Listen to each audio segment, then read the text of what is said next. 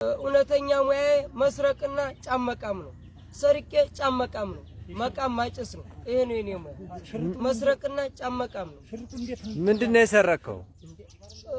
አንዲተች አያትችን ስልክ እንደገና ብር ስንት ብር ሰርቄያለሁ። ስንት ብር? ብሩን እንጃ ዙሩ 4800 ብር ነው እያለ ነው እንግዲህ። ከእኔ የሰረከው? ተወራቃ ነው የሰረኩት። ተወራቃ ሰርቄ ስመጣ ነው አሁን ያዛችሁ። ከየት ወዴት እየሄድክ ነው አሁን የተያዝከው? እኔማ አሁን ወዲያዛ ወዲያ ባቲ እየቃቅማለሁ ብዬ ቆይ ሰርቄ ባቲ ሳይሆን በዚህ እኮ እየመጣህ ነው አሁን። ያው በዛ አቋርጬ ሄዳለሁ ብዬ ነው። ስለዚህ እኔ በቃ መስረቅና መቃም ነው የኔ ስራ።